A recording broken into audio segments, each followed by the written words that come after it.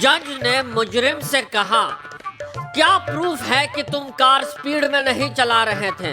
मुजरिम बोला, जज साहब, मैं अपनी बीवी को लेने ससुराल जा रहा था। जज बोला, रिहा कर दो इस मासूम को।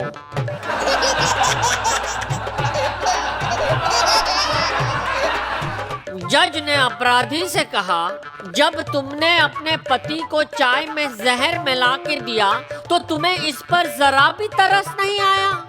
अपराधी बोली, आया था जब उन्होंने दूसरी प्याली मांगी।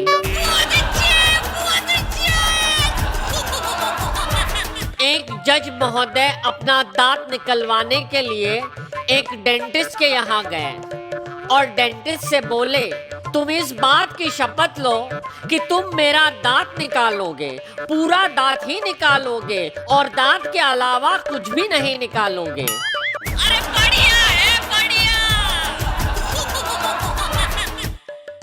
पत्नी ने पति से कहा, चलो उठो और चाय नाश्ता बनाओ। पति उठकर सीधा बाहर जाने लगा।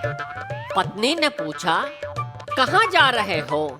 पति बोला, वकील के पास, तुम्हें तलाक देने।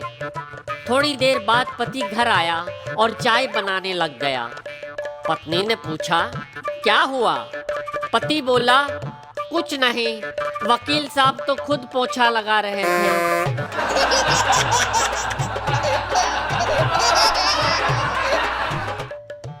मैजिस्ट्रेट ने मुजरिम से पूछा, तुम्हारा वकील कहाँ है? मुजरिम बोला, साहब, मैं बहुत गरीब हूँ, वकील नहीं रख सकता। मैजिस्ट्रेट साहब बोले, देखो, बाहर बहुत से वकील हैं जो 100-100 रुपए में पेश हो जाते हैं। मुजरिम बाहर गया और कुछ ही देर में वापस लौट आया। बोला, जनाब, बाहर वाले वकील कहते हैं कि 100-100 रुपए में पेश होने वाले सब वकील अब मजिस्ट्रेट बन गए हैं।